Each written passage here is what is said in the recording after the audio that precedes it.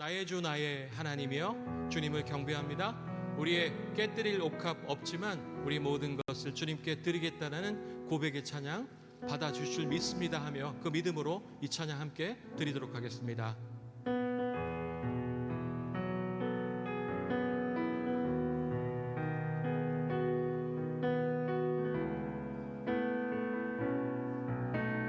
나의 주 나의 하나님, 나의 주 나의 하나님이여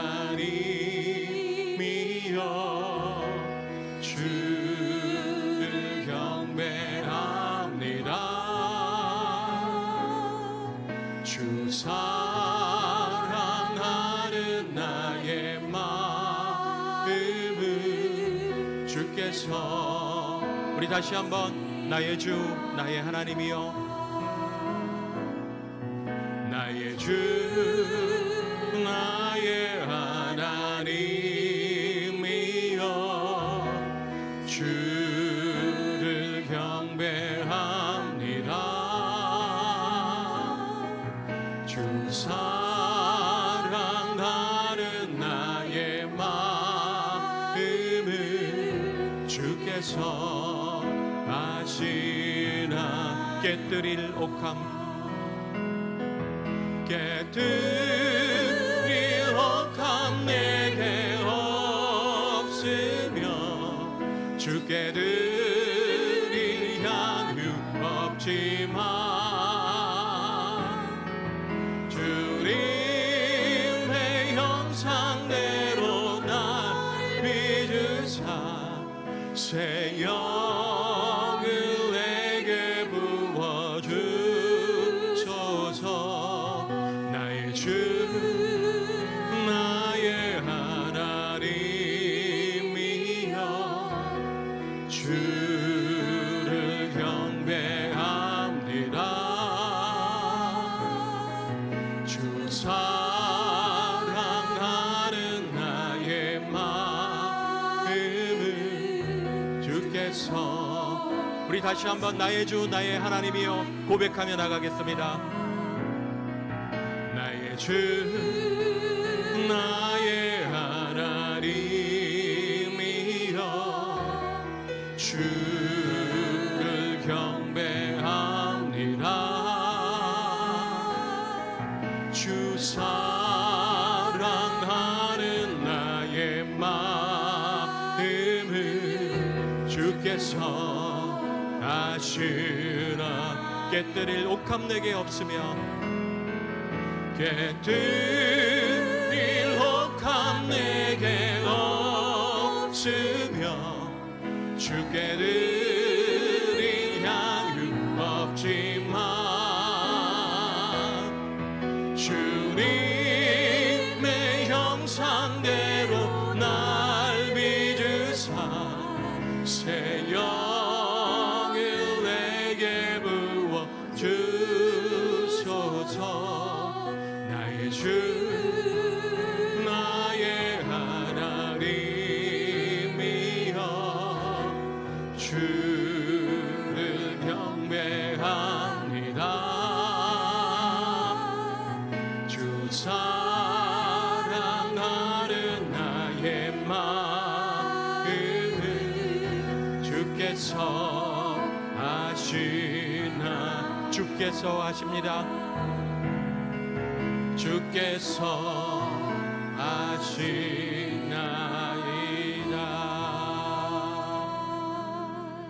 주님의 그 자비로운 손길 항상 좋은 것 주시도다.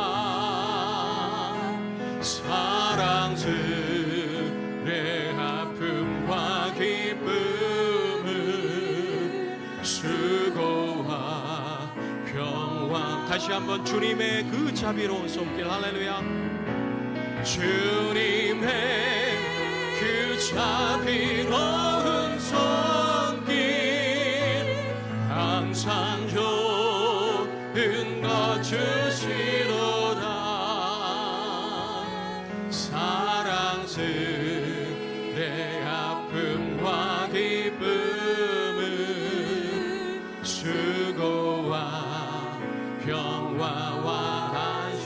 날마다 숨쉬는 순간마다, 날마다 숨쉬는 순간마다 내 앞에 어려운 일 보내 주님 앞에 이 몸을 맡길 때 슬픔 없네 두려움 없네 주님의 그 자비로운 손길 항상 좋은 것 주시도다 사랑스레 아픔과 기쁨은 수고와 평화와 날마다 주님 내 곁에 날마다 주님 내 곁에 계셔 자비로 날 감싸주시네 주님 앞에 이 몸을 맡길 때 힘주신 내 위로함 주네 어린 나를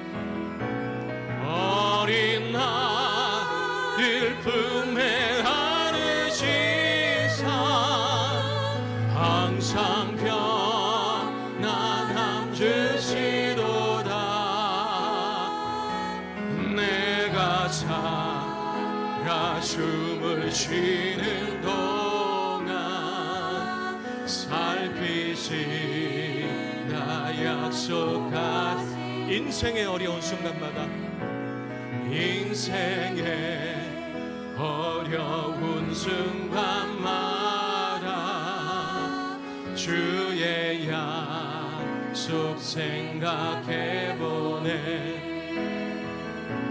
내 맘속에 믿음 잃지 않고 말씀 속에 위로를 주님의 도우심 바라보며 모든 어려움이 기도다 흘러가는 순간순간마다 주님의 도우심 바라보며 할렐루야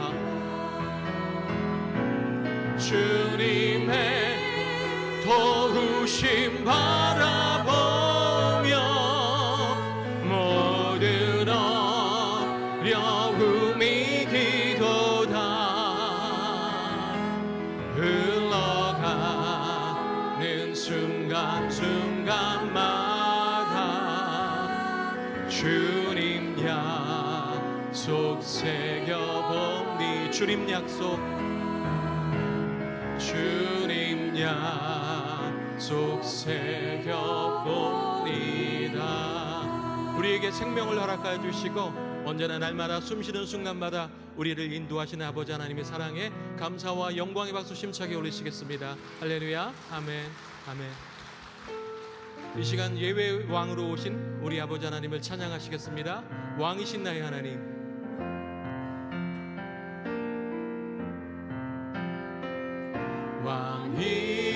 왕이신 나의 하나님 내가 주를 높이고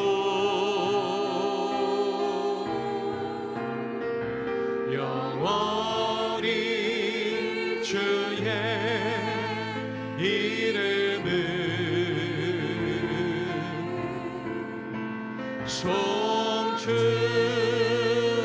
송축하리 이 시간 손을 높이 들고 찬양하시겠습니다 왕이신 나의 하나님 왕이신 나의 하나님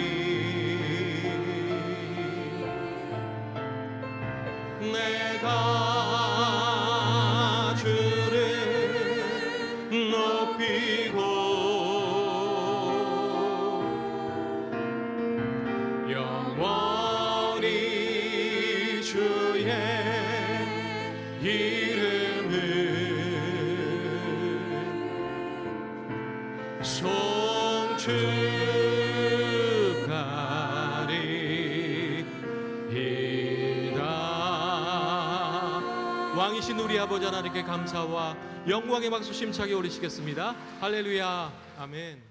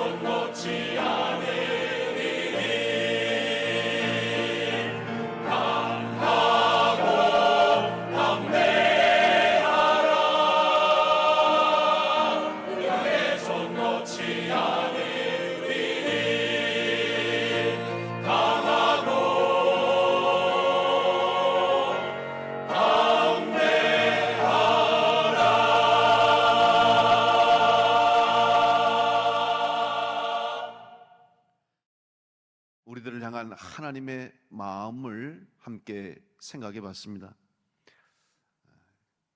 비록 연약함에도 불구하고 죄인임에도 불구하고 포기하지 아니하시고 끝까지 우리를 사랑하시는 그 하나님의 마음을 우리가 생각해 봤습니다. 우리는 그 사랑에 감격해서 구원받은 성도로 하나님의 자녀로 살아가고 있습니다. 지금도 하나님은 아직 돌아오지 않는, 하나님의 품으로 나오지 않고 죄를 회개하지 않고 구원의 길을 걷지 않는 수많은 영혼들을 기다리고 계십니다. 우리는 그 주님 하나님 마음을 품고 그들에게 복음을 전해서 그들이 주님께로 돌아올 수 있도록 복음 전파와 영혼 구원에 힘쓰는 교회와 성도가 되어야 할 것입니다. 주님은 변함없이 지금도 기다리고 계십니다. 이제 주님께로 돌아온 우리들은 주님과 함께 그 길을 걸어가야 됩니다. 끝까지 주님을 따르는 주님의 제자가 돼서 주님과 함께 동행하며 주님 부탁하신 땅 끝까지 내 증인되고 이 세상의 수많은 영혼들을 주님께로 구원하는 일들을 감당하는 그 믿음의 길, 제자의 길을 걸어가야 합니다. 그렇다면 이 길을 걷기 위해서 오늘 우리에게는 과연 어떤 마음이 있어야 할 것인가? 하나님의 마음을 안 우리들은 하나님의 마음을 알았다면 이제 과연 우리들의 마음은 어떠해야 할 것인가를 오늘 함께 생각하며 은혜를 나누려고 합니다. 여러분은 사람의 마음이 어디에 있다고 생각하십니까? 아니, 여러분의 마음이 어디에 있다고 생각하십니까? 마음이 없으십니까?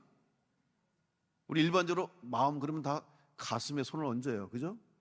아마 마음이 여기쯤 있지 않을까. 특별히 심장을 우리는 가리키면서 마음을 떠올립니다.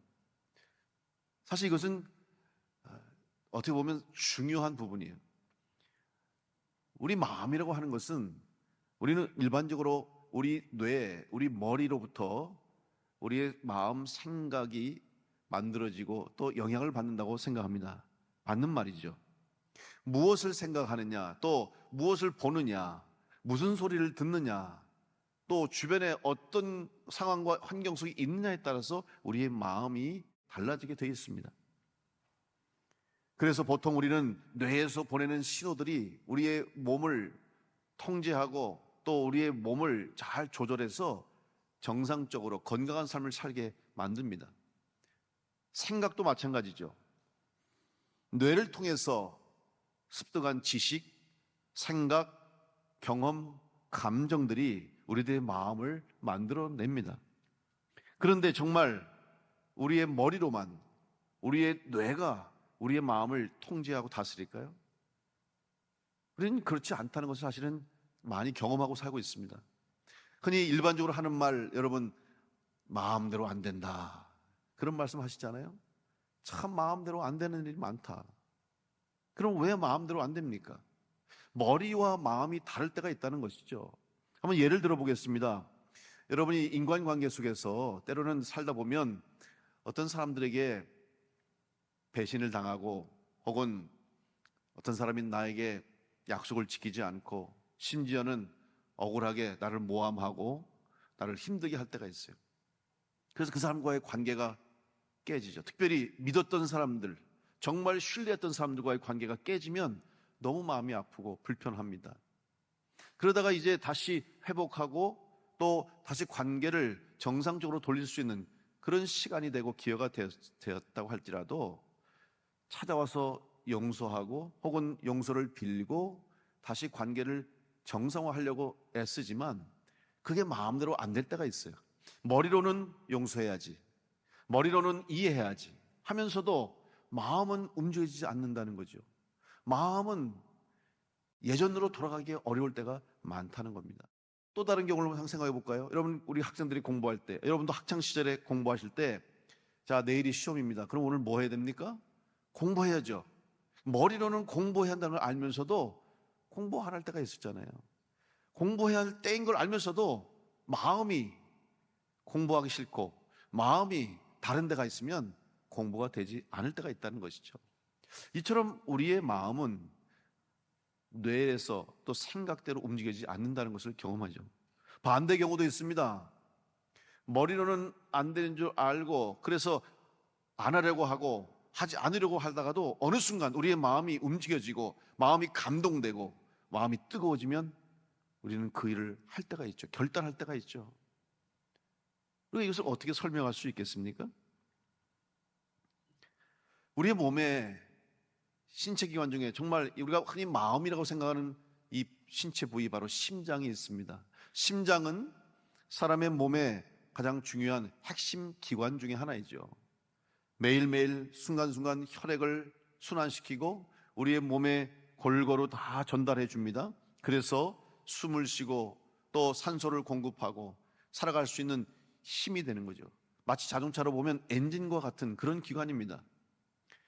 크기가 크지 않아요. 한 사람마다 차이가 있습니다만은 한 300g 정도, 한 손에 잡힐 정도의 그런 작은 기관에 불과해요. 그런데 여러분, 이 심장이 매일매일, 아니 매일이 아니라 쉬지 않고 일생토록 뛰어야만 우리가 살아있어요.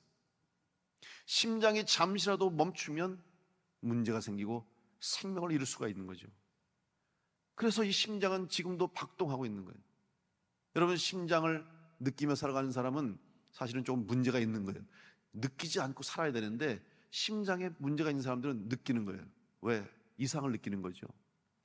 심장 박동수가 여러분 보통 평균 1분에 한 60회에서 100회 사이입니다. 그럼 평균 한 72회 정도로 잡아보면 여러분 1시간에 4,320회의 심장이 박동 뛰고 있어요. 그러면 하루 24시간을 생각하면 하루에 심장이 몇 번 뛰는지 아십니까? 10만 3천 번을 뛰어요. 많이 뛰죠. 여러분, 심장한테 고마워해 보셨습니까? 정말 쉬지 않고 계속해서 심장이 뛰는 거예요. 그런데 하루에 10만 3천 번 뛰면 여러분 평균적으로 80세 산다고 생각해 보세요. 몇 번 뛸까요? 일생 동안 30억 회를 뛴다고 그래요. 정말 쉬지 않고 계속해서 심장이 뛰어줘야만 우리가 살아갈 수 있는 거예요. 그런데 이 심장을, 제가 왜 이렇게 심장 이야기 하냐면 여러분 마음과 한번 연관시켜 보려고 합니다. 그래서 이 심장을 연구하는 사람들에 의해서 새로운 결과가 나왔어요. 캐나다 몬트리올 대학의 생리학자이자 의사인 앤드류 아머라고 하는 박사가 이 심장을 연구했어요. 뭘 연구했냐면 사람들은 보통 뇌에서 신호를 줘서 심장이 뇌의 명령을 받고 뇌의 통제를 받는다고 생각하는데 심장은 혹시 뇌나 다른 기관에 영향을 줄 수 있지 않을까 연구를 했어요. 그래서 과학적으로 실험하고 또 전기 실험, 생리학적, 의학적인 실험을 했는데 놀라운 결과가 나왔습니다. 뇌가 심장에게 보내는 신호보다 심장에서 뇌로 보내는 신호가 적게는 3배에서 많게는 9배가 더 많다는 결과가 나왔어요. 이게 무슨 말입니까? 결국 심장은 뇌의 통제만 받는 것이 아니라 심장 자체가 가지고 있는 기능이, 특별히 뇌에게 전달하는 신호가 있다는 것은 우리의 생각, 우리의 마음을 움직일 수 있는 기능이 심장에게 있다는 거예요. 그래서 이 결과를 토대로 해서 미국의 HeartMath라고 하는 이제 기관, 비영리 기관이 만들어졌습니다. 이 기관은 무슨 기관이냐면 심장을 연구하면서 우리 사람들이 살면서 경험하는 많은 스트레스 혹은 큰 사고나 불행한 일을 통해서 겪는 충격, 그 다음에 상처 입은 사람들, 우울증 환자들, 이런 마음의 병과 또 마음의 상처를 가진 사람들을 치유하기 위해서 이 심장을 통해서 우리의 이 많은 어려운 문제들을 해결해 보겠다는 그런 목표를 가지고 심장을 연구해요. 실제로 실험을 했습니다. 그래서 갑자기 큰 스트레스를 받아서 가슴이 뛰고 막 뇌파가 불규칙해지고 몸의 기능이 정상적이 않게 된 사람에게 호흡을 하게 합니다. 무슨 호흡을 하냐면 지금 당신의 숨이 심장 속으로 들어와서 심장을 통과해서 나간다고 생각하시고 숨을 들숨, 날숨을 골고루 아주 규칙적으로 하게 만듭니다. 물론 일반적인 호흡법도 사실은 이렇게 호흡을 하면 우리가 안정이 되지 않습니까? 그런데 특별히 심장에 집중해서 그런 호흡을 하다 보니까 금방 나타나는 결과가 조금 전까지만 해도 불규칙하고 불안정했던 뇌파가 안정을 찾고 몸의 기능이 다시 정상을 찾고 평안해지고 불안했던 마음, 염려와 걱정을 갖췄던 마음들이 안정을 찾게 되는 결과가 나왔다는 거죠. 이것은 무엇을 의미하냐면 우리의 심장은 결코 그냥 신체적인 또 혹은 육체적인 우리 몸에 존재하는 기관으로서의 기능뿐만 아니라 우리의 마음과 생각 또 우리의 삶까지도 움직일 수 있는 그런 기능이 있다는 것을 보여주는 거죠. 이제 이 하트메스라고 하는 이 기관을 통해서 지금 연구하고 있는 연구 중에 하나가 아직 정확한 혹은 과학적인 근거에서 발표되진 않았지만 지금 계속 연구 중에 있습니다만은 이런 연구를 진행하고 있어요. 심장을 이식받은 사람들의 변화에 대해서 연구하는데, 여러분 심장 이식 수술을 받으면 결국 다른 사람의 심장을 받는 거 아닙니까? 그러면 다른 누군가의 심장을 받고 난 이후에 그 사람의 생활 습관, 생활 스타일 혹은 음식 먹는 식습관, 취미 이런 것이 갑자기 바뀐 사람들이 생겼다는 거예요. 큰 퍼센테이지 아닌데 한 6% 정도의 심장 이식 환자들 중에 이전에는 자기가 전혀 좋아하지 않던 일들을 좋아하게 되고, 예를 들면 음식을 먹는데 예전에는 자기가 단 거를 못 먹었어요. 그런데 심장 이식을 하나 나온 다음에 너무나 단 거를 좋아하게 됐어요. 예전에는 술을 먹지 않던 사람이 갑자기 술을 좋아하기 시작했어요. 그래서 왜 그럴까 추적하다 보니까 심장을 준 사람이 단 거를 좋아했던 사람이었고, 심장을 나게 기증한 사람이 술을 좋아하는 사람이었다. 그런 결과가 지금 나오고 있어요. 아마 앞으로도 계속해서 연구해서 이것에 대한 아마 데이터가 나오겠습니다만은, 이런 일들을 통해서 볼 때에도 여러분 우리의 심장은 단순히 육체적인 한 부분뿐만 아니라 우리의 마음, 생각, 더 나아가서 영적인 부분에까지 영향을 미칠 수 있는 기관이라는 사실이죠. 제가 왜 이렇게 심장에 관한 얘기를 길게 합니까? 여러분 오늘 사도 바울이 빌립보 교회를 통해 고백한 그의 고백 속에 바로 이 심장에 관한 고백을 하고 있는 거예요.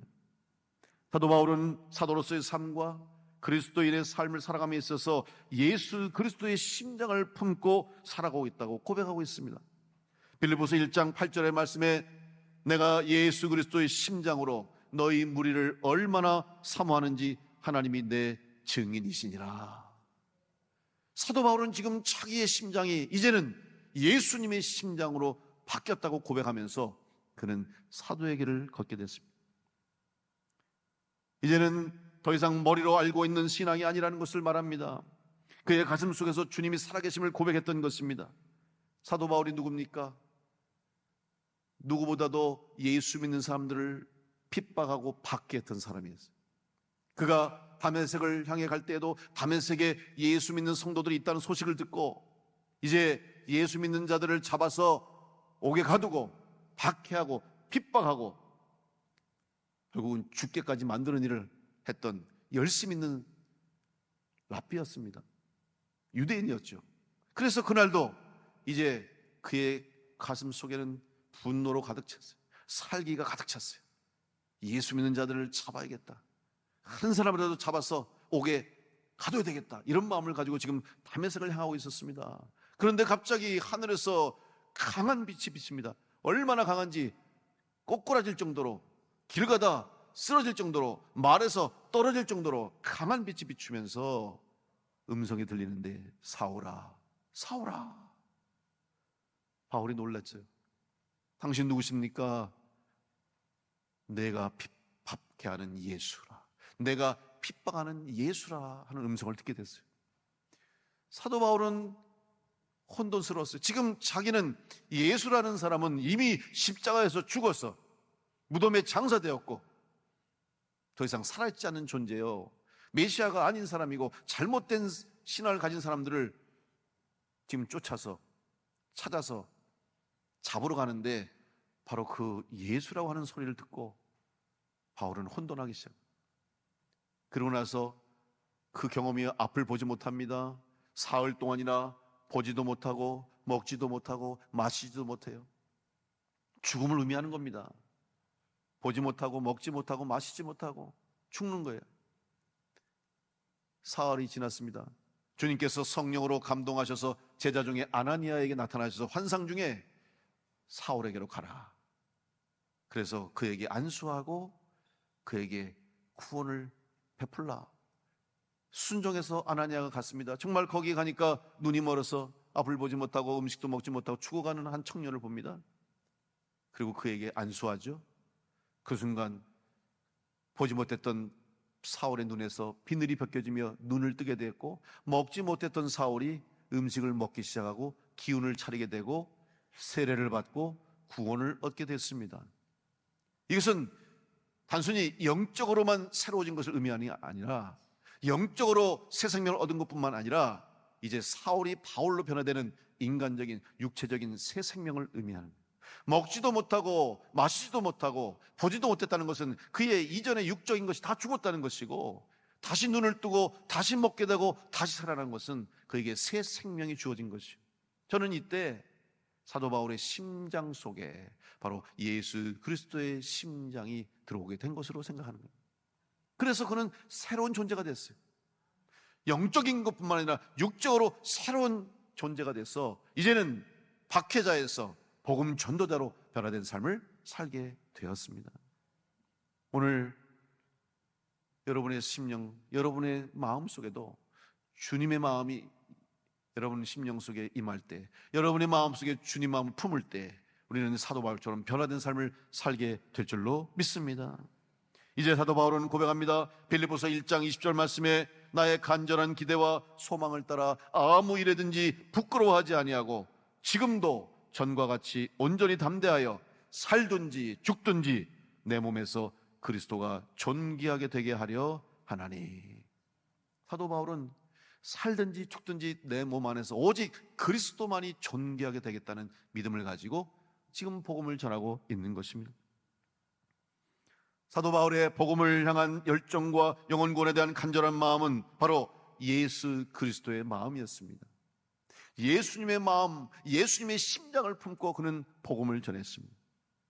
이 세상을 향한 예수 그리스도의 사랑, 영혼 구원을 위해서 이 땅에 보내받으신 예수님의 십자가의 사랑을 품고 사도 바울은 그 마음을 가지고 복음을 전했습니다. 그 마음이 무엇일까요? 바로 예수님의 마음이 무엇일까요? 바로 사랑입니다. 그러면 예수님의 사랑은 어디서부터 비롯됐습니까? 바로 긍휼히 여기시는 마음으로부터 시작됐다는 사실입니다. 긍휼은 주님의 마음이요, 긍휼은 예수님의 마음입니다.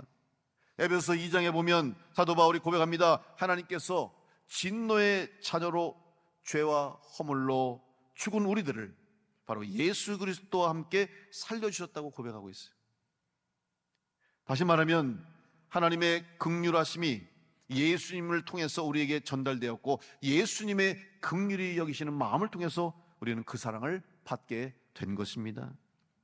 바로 주님의 긍휼하심이 우리에게 있을 때 우리가 새 생명을 얻게 된 줄로 믿고, 여러분 주님의 긍휼하심을 받은 사실을 기억하며 감사함으로 살아갈 수 있기를 간절히 축복합니다. 더 나아가서 오늘 여러분의 마음속에 이 주님의 긍휼한 마음이 있기를 간절히 축복합니다. 긍휼의 마음이 얼마나 소중합니까? 예수님께서 산상수훈의 말씀을 선포하실 때 누가 복을 받는지, 어떤 사람이 복 받는지 팔복을 선포하셨죠. 그 중에서 마태복음 5장 7절에 보면 긍휼히 여기는 자는 복이 있나니 그들이 긍휼히 여김을 받을 것이요.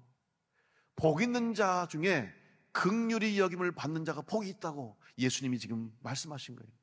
이게 무슨 말입니까? 하나님께서 우리에게 긍휼히 여겨주셔서 우리의 죄와 허물을 덮어주시고 예수 그리스도를 보내주셔서 주님의 긍휼하심에 따라 우리가 죄사함을 얻고 구원을 얻고 영생을 얻었기 때문에 우리는 복된 자가 됐다는 말입니다.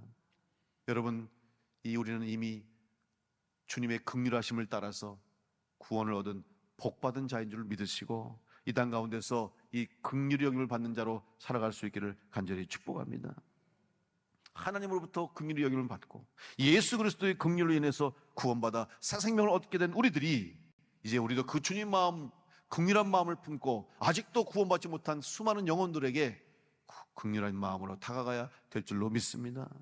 먼저 구원받았다고 나는 이제는 죄인이 아니라 의인이라고, 구원받지 못한 영혼들은 죄인이요 더러운 인간이요 저들은 다 지옥 갈 인간이라고 생각하고 그들을 저주하거나 그들을 정죄하거나 그들을 판단해서는 안 돼요. 오히려 주님 마음 품고 긍휼히 여기는 마음 가지고 그들을 바라볼 때 우리를 통해서 영혼 구원의 역사, 복음 전파의 역사, 새 생명의 역사가 일어나게 될 줄로 믿습니다. 하나님은 사람을 심판하실 때 그 사람의 행위와 그의 행실대로 보응해 준다고 성경에 말씀해 주셨습니다. 그런데 사람의 행위와 행실, 결국 우리가 어떠한 삶을 살았는지, 결국 믿음의 열매라고 할 수 있겠죠. 또 내 삶의 결과입니다. 결국 여러분이 지금까지 세상에 살아오면서 어떤 삶을 살았는지는 다 남겨지게 돼 있어요. 흔적으로 남게 돼 있습니다. 열매로 남게 돼 있어요. 그런데 그것을 보시는 것이죠. 얼마나 그리스도인다움을 삶 살았는지, 주님 말씀에 순종해서 하나님을 얼마나 사랑하고 사람을 얼마나 사랑하고 이 땅에 예수 그리스도 사랑을 어떻게 전했는지를 우리의 삶을 통해서 우리는 증거하게 되어 있습니다. 그걸 보신다는 거예요. 그런데 더 중요한 것이 있습니다. 우리의 행위와 행실을 보시고 판단하시기 전에 먼저 보시는 것이 있다고 성경은 말씀합니다. 예레미야 17장 10절의 말씀 보면, 나 여호와는 심장을 살피며 폐부를 시험하고 각각 그의 행위와 그의 행실대로 보응하나니. 하나님께서 말씀하시기를 각각 그의 행위와 그의 행실대로 보응하신다고 말씀하시는데, 그 앞서서 무슨 말씀을 주셨냐면, 나 여호와는 심장을 살피며 폐부를 시험한다 그랬어요. 사랑하는 성도 여러분, 심장을 보신다고 하나님이 말씀하셨습니다. 심장은 무엇을 의미합니까? 우리의 마음의 중심을 의미하는 거예요. 우리의 생각을 보시는 거죠. 겉만 보시는 것이 아닙니다. 행실만 보는 것이 아닙니다. 행위만 보는 것이 아니라 우리의 마음의 중심을 보시고 우리가 어떤 마음을 가지고 어떤 생각을 가지고 살아가느냐를 보신다는 거예요. 또한 심장과 더불어 폐부를 시험한다고 말씀하셨는데, 폐부는 무엇입니까? 이 폐부는 히브리어 원어를 보면 신장에 해당해요. 콩팥입니다. 그러면 여러분, 우리 신장 콩팥이 어디 있죠? 허리 저 뒤쪽이에요. 잘 보이지 않습니다. 따라서 폐부라고 하는 것은 사람의 눈에 보이지 않는 가장 깊은 곳, 우리 몸속의 가장 은밀한 곳까지 주님은 다 보신다 하는 말씀이죠. 다시 말하면 우리는 하나님 앞에 숨길 수가 없다는 사실을 깨달아야 할 줄로 믿습니다. 하나님 앞에서 피할 곳이 없어요. 숨길 수가 없습니다. 시편 기자는 그래서 이렇게 고백합니다. 시편 139편 1절로 4절 말씀에, 여호와여, 주께서 나를 살펴보셨으므로 나를 아시나이다. 주께서 내가 앉고 일어섬을 아시고 멀리서도 나의 생각을 밝히 아시오며 나의 모든 길과 내가 눕는 것을 살펴보셨으므로 나의 모든 행위를 익히 아시오니, 여호와여, 내 혀의 말을 알지 못하시는 것이 하나도 없으시니이다. 고백하는 거예요. 하나님 앞에서는 숨길 수도 없고 하나님은 모든 것을 아신다는 거예요. 사랑하는 성도 여러분, 하나님 앞에서 숨지 마시기를 바랍니다. 하나님 앞에서 숨기지 마시기 바랍니다. 하나님 앞에서 도망가지 마시기 바랍니다. 오히려 하나님 앞으로 나오는 은혜가 있기를 간절히 축복합니다. 부족함에도 불구하고 여러분, 하나님 앞에 내려놓으세요. 하나님 앞에 쏟아 놓으세요. 부족함이 있습니다. 약함이 있습니다. 그러나 오히려 하나님은 그 약함을 보시고 우리를 긍휼히 여겨 주실 줄로 믿습니다. 착각하는 사람도 있어요. 능력 받았다고, 은사 받았다고, 성령 충만하다고, 내가 할 수 있다고 자기의 힘과 능력을 의지할 때가 있어요. 아닙니다. 그럴수록 더 겸손해져야 되고 낮아져야 되는 거예요. 그 능력이 어디서부터 옵니까? 하나님이 주신 능력이죠. 그 힘이 어디서부터 옵니까? 성령님이 주시는 힘과 능력이죠. 내 능력이 아니에요. 오히려 약함을 인정하고 고백할 때 주님께서 쓰시는 거예요. 성경에 이룰 땐 하나님의 사람들을 보십시오. 쓰임받은 사람들을 보십시오. 언제 쓰임받습니까? 가장 낮아진 곳에서 가장 약해졌을 때 쓰임받아요. 모세가 하나님의 종으로 이스라엘 백성들을 출애굽해서 광야를 통과시킬 때까지 인도했던 위대한, 이스라엘의 가장 위대한 영도자 아닙니까? 지도자 아닙니까? 그가 언제 쓰임받았어요? 40세 때 바로의 왕자로, 이집트의 왕자로 가장 큰 힘과 권력이 있어요. 육체적으로 왕성하고 그의 뒤에 배경이 있고 권력이 있었어요. 자기 스스로 할 수 있다고 생각했습니다. 그런데 실패했어요. 살인자가 됐어요. 도망자의 신세로 미디안 광야에서 40년을 양치고 염소치고 아무것도 할 수 없어요. 80이 됐어요. 이제 나이 들어 늙고 할 수 없는, 아무것도 가지지 못한 상태인데, 그때 모세 앞에 하나님이 나타나시고 하나님이 부르십니다. 이제 가라는 거예요. 이제 이스라엘 백성을 인도하라는 거죠. 모세는 말합니다. 나는 할 수 없습니다. 지금 할 수 있는 힘이 없습니다. 능력이 없습니다. 가진 게 없습니다. 하나님이 말씀하시죠. 지팡이를 던져라. 뱀이 됐어요. 뱀의 꼬리를 잡으라. 지팡이가 됐어요. 너의 힘이 아니라 바로 하나님 나의 힘으로 할 수 있다. 그때 모세는 순종하게 된 거예요. 사랑하는 성도 여러분, 오늘 우리의 힘으로 할 수 있는 거 없습니다. 우리는 부족합니다. 흠과 티가 많습니다. 연약합니다. 그러나 있는 모습 그대로 주님 앞에 나올 때, 하나님 앞에 나올 때 하나님께서 긍휼히 여겨주시고 부족한 것을 채우시고 약한 것을 강하게 하시고 병든 것을 고치셔서 새롭게 하셔서 힘주셔서 주신 사명을 감당하게 될 줄로 믿습니다. 사도 바울은 고백합니다. 오히려 자신의 약함을 고백하고 자신의 부족함과 한계를 인정하며 주님께 기도하며 나가실 때 위대한 복음 전도의 사명을 감당하게 됐습니다. 로마서 7장 24절로 25절의 말씀에 오호라 나는 곤고한 사람이로다. 이 사망의 몸에서 누가 나를 건져내랴. 우리 주 예수 그리스도로 말미암아 하나님께 감사하리로다. 그런즉 내 자신이 마음으로는 하나님의 법을, 육신으로는 죄의 법을 섬기노라. 지금 사도 바울은 자신의 약함을 인정할 수밖에 없는 거예요. 자신의 부족함과 한계를 인정하고 나아갈 때 하나님은 그를 들어 쓰셔서 이방 땅에 복음을 전하는, 온 세계 열방을 향해서 복음을 전하는 귀한 사도로 쓰임받게 된 줄로 믿습니다. 오늘 여러분, 우리는 다 예수 그리스도의 마음을 품고 사는 그리스도인이 된 줄로 믿습니다. 여러분의 심장 속에 예수 그리스도의 심장이 있음을 믿고 주님 마음 품고 부족한 가운데서도 힘주시고 약함 가운데서도 강하게 하시고 모든 길을 인도하시는 주님께서 함께 하심을 믿고 주님 마음 품고 세상을 구원하기 위해서 죄 가운데서 죽어가는 영혼을 살려내기 위해서 오신 주님 그 사명 가지고 끝까지 복음 전하는 귀한 성도가 될 수 있기를 간절히 축복합니다. 주님이 부탁하신 이 일을 소중히 여기시고 귀중히 여기시고 오늘 사도 바울처럼 뜨거운 가슴과 열정으로 사명을 감당하여 주님 앞에 섰을 때 잘했다 칭찬받고 기쁨으로 하나님 앞에 영광 돌리며 상급받고 복받는 성도를 될 수 있기를 간절히 축복합니다.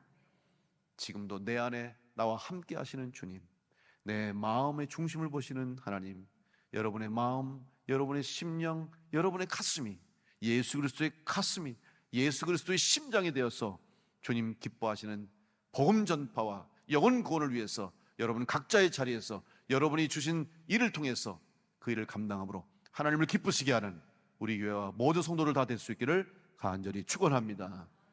기도하겠습니다. 하나님 감사합니다. 죄와 허물로 죽을 수밖에 없는 죄들을 사랑해 주셔서 예수 그리스도의 십자가의 보혈로 구원해 주시고 죄사함을 허락해 주셔서 새 사람 되게 하시고 새 생명 얻게 하셔서 주님의 제자로 그리스도인으로 땅끝까지 주의 복음 전하는 일에 쓰임받게 하시니 감사합니다. 내 생각, 내 뜻, 내 마음이 아니라 주님 마음, 예수 그리스도의 심장을 품고 주님 부탁하신 사명을 감당하여 하나님을 기쁘시게 하고 하나님께 영광 돌리는 우리 교회와 성도들 되게 하여 주시옵소서. 끝까지 마지막까지 흔들리지 않고 주님 앞에 우리의 마음을 쏟아놓고 주님과 동행함으로 이기는 우리가 되게 하여 주옵소서. 동행하실 줄 믿고 감사드리며 예수님의 이름으로 기도하옵나이다. 아멘. 이 프로그램은 여러분의 미디어 선교 후원으로 제작되었습니다. 선교는 사명, 후원은 동역. 당신도 복음을 전할 수 있습니다. 선교 후원 02-6333-1003번